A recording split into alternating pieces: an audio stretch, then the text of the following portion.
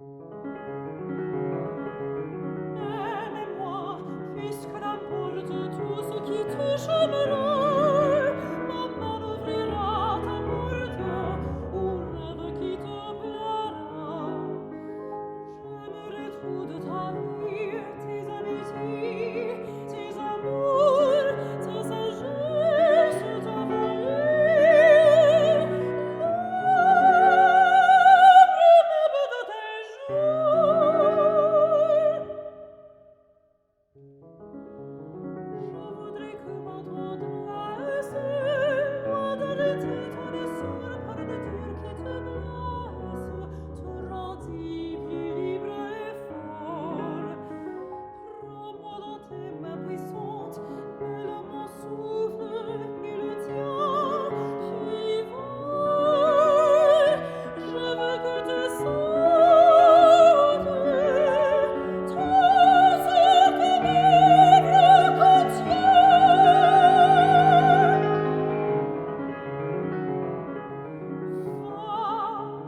Je sais qu'au bout du monde, des épaules tes dos, que mon corps entier répond, fera ployer tes genoux.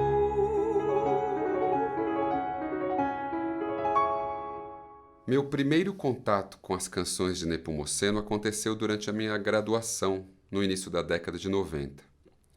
Lembro-me de ter tocado algumas de suas canções em português, como A Jangada e Trovas, mas não me recordo das circunstâncias em que as interpretei, e nem mesmo se eu as apreciava de maneira especial. Entretanto, tenho certeza que o meu fascínio pelo compositor nasceu naquela época, tendo surgido mais especificamente quando eu escutei pela primeira vez do meu professor de História da Música na USP, Lorenzo Mammi, a associação do nome de Nepomuceno ao de um animal, o camaleão. Devo admitir que essa definição tem me perseguido por mais de 25 anos e ela em si tem a ver com a própria idealização do álbum e com a comunicação desta pesquisa narrativa. Um ano depois de meu regresso ao Brasil, durante a entrevista do processo seletivo para o cargo de professor de repertório vocal na USP em 2005, o professor Marco Antônio da Silva Ramos me mostrou a Oração ao Diabo de Nepomuceno e me perguntou que tipo de voz seria mais adequada àquela canção. Depois de fazer uma leitura silenciosa de quase um minuto, eu respondi que seria a de um barítono, preferencialmente dramático, à maneira de um Iago do Otelo de Verdi.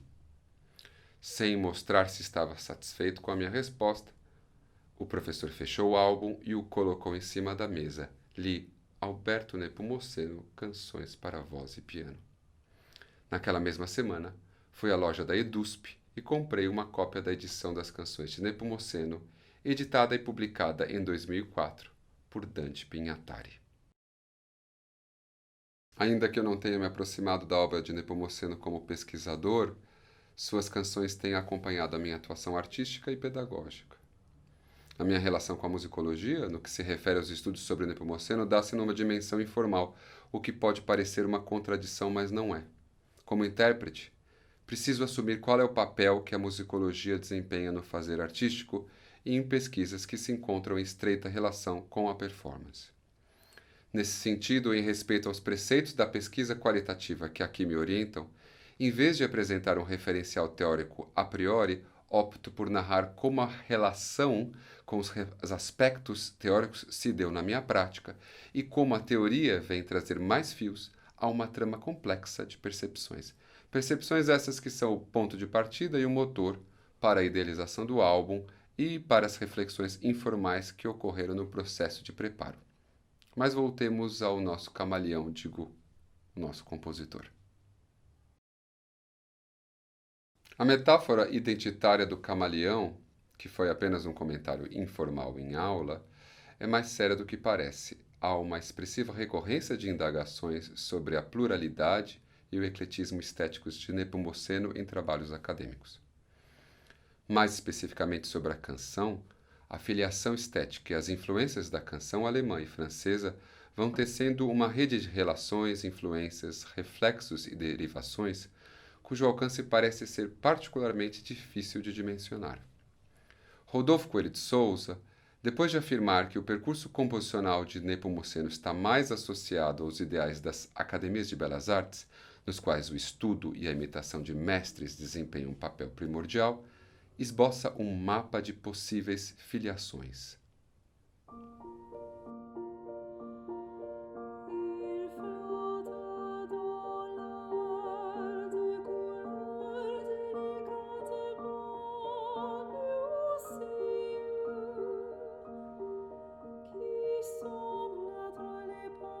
Esses dois questionamentos se encontram no cerne da criação do álbum e da constituição e ordem do repertório, através da qual buscamos tecer uma rede de relações entre os compositores, evitando assim a disposição em blocos, como é feito tradicionalmente em recitais de canção.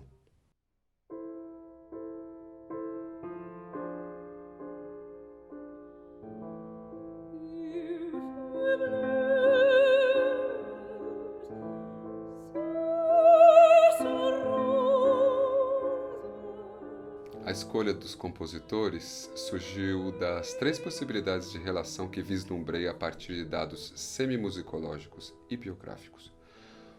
Rodolfo Coelho de Souza questiona as afirmações enviesadas que aparecem na historiografia brasileira sobre um possível engajamento de Nepomuceno na estética nacionalista e sobre o uso de poemas em português em suas canções. Nessa perspectiva tendenciosa, criticada pelo autor, estabeleceu-se um desproporcional vínculo entre Grieg e Nepomuceno, que parece ser fruto muito mais do imaginário nacionalista do que de uma concreta comprovação documental. Entretanto, a motivação que orienta a relação entre Grieg e Nepomuceno nesse álbum é a de inspiração. Tão somente inspiração. Inspiração essa que pode ser confundida com Valborg Bang, a esposa norueguesa de Nepomuceno. O alcance do influxo nórdico em sua vida pessoal parece estar refletido em suas canções, até mesmo em termos linguísticos. Drömlika possui um texto em sueco, sem autoria identificada e com algumas marcas linguísticas do norueguês, como nos foi apontado pelo sueco Ragnar Bolin, regente do San Francisco Symphony Chorus, que fez a orientação linguística da canção.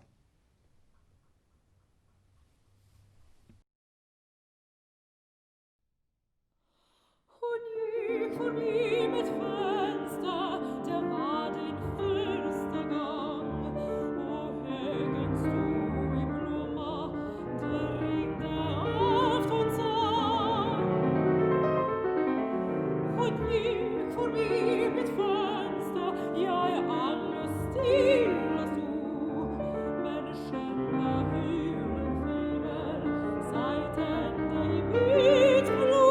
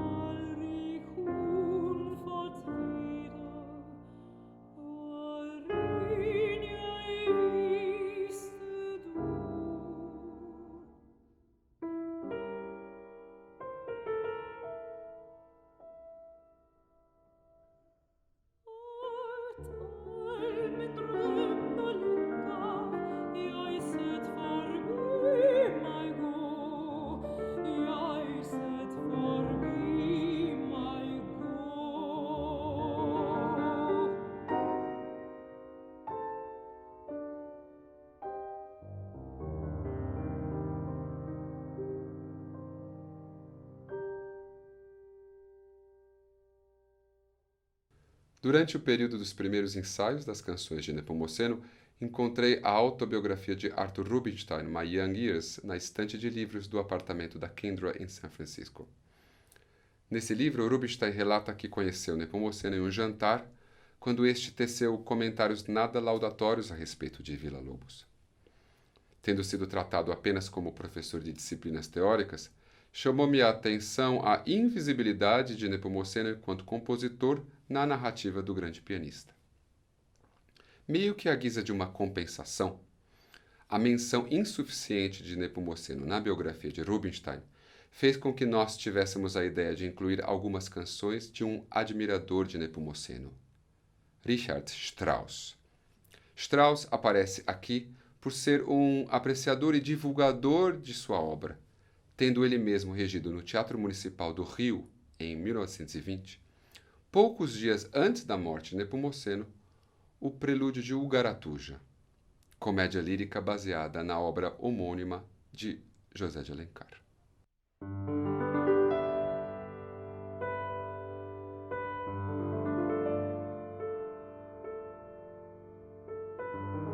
A inserção de Chausson no programa é particularmente interessante.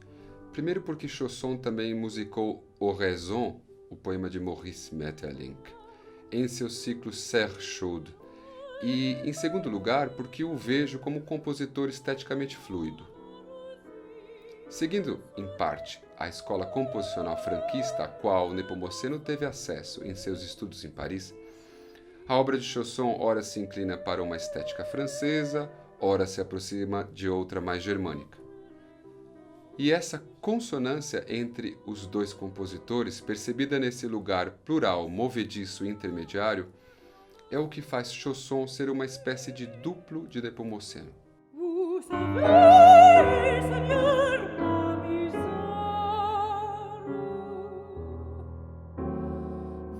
Voyez ce que je vous apporte. Des fleurs mauvaises de la terre et du soleil sur une amande.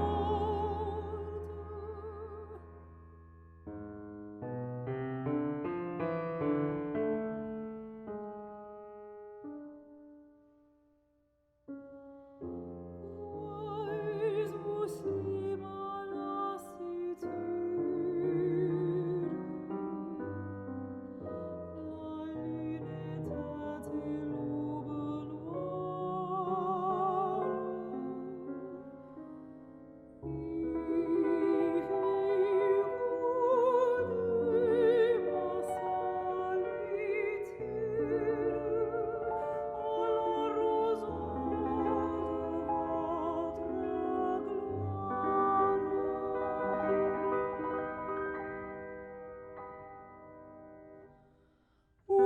Ouvrez-moi, Seigneur, votre voix.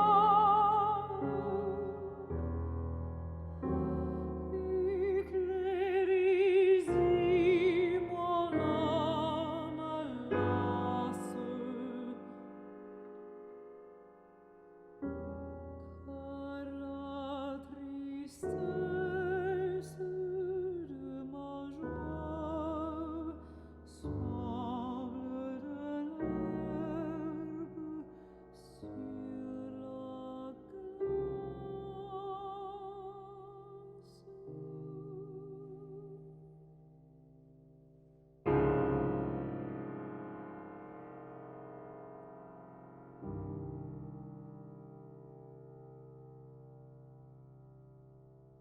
A partir dessa ideia que está localizada no campo da ação artística e não da produção intelectual, é que decidi refletir sobre os aspectos da subjetividade e da identidade do compositor cearense. Em seu artigo Subjetividade, Individualidade, Personalidade e Identidade, concepções a partir da psicologia histórico-cultural, Flávia Gonçalves da Silva busca distinguir termos que estão associados à consciência a partir de Vygotsky, Leontiev, Luria e outros autores russos. Para compreender a consciência, é necessário considerar os processos que a constituem e que fazem com que ela seja constituída. Entre estes estão a subjetividade, a individualidade, a personalidade e a identidade. A partir de sua rede teórica, a autora define que a subjetividade, enquanto processo de constituição do psiquismo, possibilita ao homem apropriar-se das produções da humanidade universais a partir de determinadas condições de vida particulares, que constituem indivíduos únicos singulares mesmo quando compartilham a mesma particularidade. Discussões sobre as possibilidades associativas entre Nepomuceno e outros compositores permearam os ensaios e sessões de estudo. No entanto, rapidamente percebemos, Kyndra e eu, que não era através de suas influências que poderíamos construir o nosso Nepomuceno. Sua identidade, que por vezes foi chamada de eclética e criada a partir da comparação com outros compositores, era para nós algo que se caracterizava pelo próprio trânsito estético, técnico, linguístico e literário. Como que fica a questão da identidade de Nepomuceno, então? Depois de discutir os termos individualidade e personalidade, Flávia Silva adota a definição de identidade do psicólogo brasileiro Antônio da Costa Champa, que, ao meu ver, explica o tipo de questionamento que fazíamos nos nossos ensaios e que pode incitar futuras reflexões sobre Nepomuceno. A identidade de Nepomuceno é mutante porque ele viveu em um período onde o ecletismo estético era vigente e porque o compositor teve acesso a muitas visões de mundo através de seu trânsito privilegiado por muitos lugares geográficos e sociais. Por outro lado, a sua identidade também se transforma a partir do histórico de cada artista e cada ouvinte. E a imagem de Nepomuceno Camaleão não sai da minha cabeça, mesmo depois de 2 décadas.